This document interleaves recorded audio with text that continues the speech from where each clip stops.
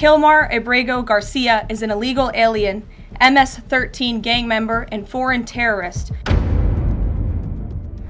U.S. Senator Chris Van Hollen was shockingly denied access to El Salvador's Notorious CECOT prison, where he sought to advocate for Kilmar Abrego Garcia, a Maryland man mistakenly deported last month despite legal protections barring his removal.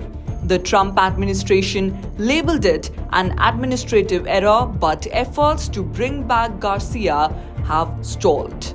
He promised his wife Jennifer, Porque yo le prometí a su esposa Jennifer, and his mother and his brother, a su madre y a su hermano, and their family, y a because toda la familia, he has 3 children. porque él tiene 3 hijos. Some of them have severe disabilities. Algunos de ellos con algunos problemas fisiológicos. I promised them that I would do everything I could to get him out of CECOT. Y yo les prometí a ellos que iba a hacer todo lo que estuviera en mis manos para sacarlos del CECOT.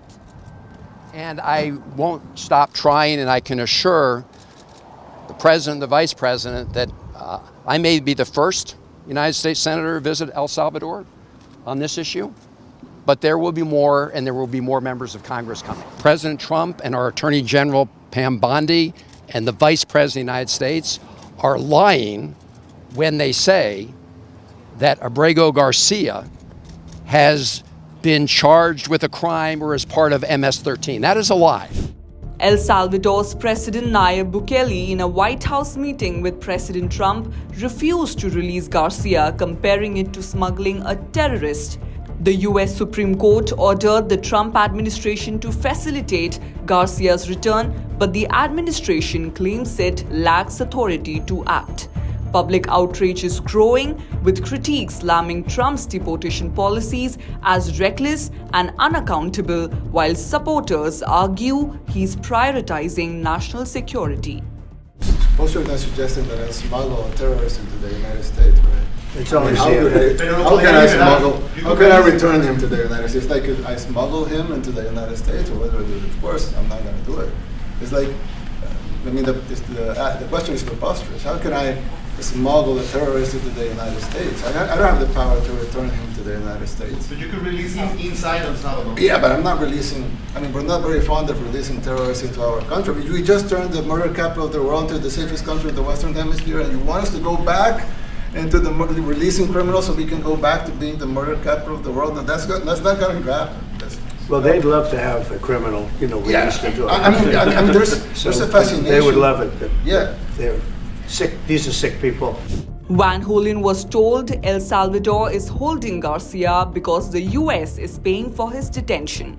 As legal battles intensify and public debate rages over Trump's handling of the crisis, Garcia remains in limbo, raising urgent questions about due process and accountability in U.S. deportation practices. One of the biggest dangers to our country are negative influences, dirty influences. These are people who are there on digital mediums only to get numbers, and what they do has had a very negative effect on our society.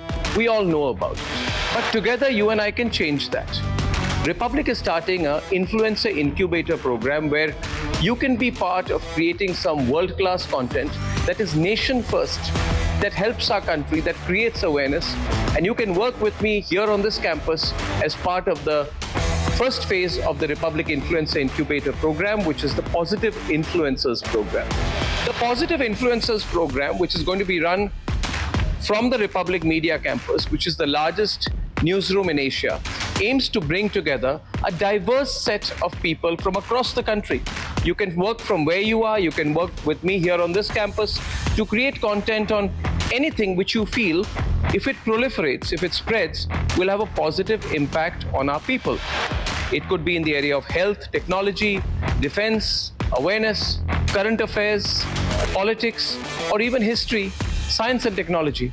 I know there are a lot of you out there who have the talent, and all that you want is the reach. And Republic is doing this to give your content the reach. Together, all of us can come together and create a content revolution in our country. The digital medium, the growth of digital in our country is one of the most fascinating things, but you can use it in a positive way for the country, or you can use it in a negative way for our country. There are too many people who are using the digital medium to make a quick buck. But together, all of us, if we become one unit that's working in national interest, that believes in nation first, then through the Positive Influencer program, we can change the way the digital medium works in our country. So come, I welcome you to work with me here on the Republic campus as part of the Positive Influencer program. Here on the Republic Media campus, you will have access to great infrastructure, a warm and welcoming professional environment, and of course, the best production values. Now, if you have the content and you feel it needs the finish, it needs to be worked on, or that you would benefit from working in an environment where there are many other content creators like you, then you can be here. You can work with me here in the Republic newsroom. You can work from home. You can make it 50-50. You can make it work the way you want. As long as you believe that the content you create, and we believe that the content you create, will make our nation number one, will be one solid contribution towards the Viksit Bharat, then you can be part of this wonderful program. The initiative I announced in the presence of the Prime Minister at the Republic Summit, which is the Republic Positive Influencer program. So come, work with me, work with us. Let's make a difference for our country.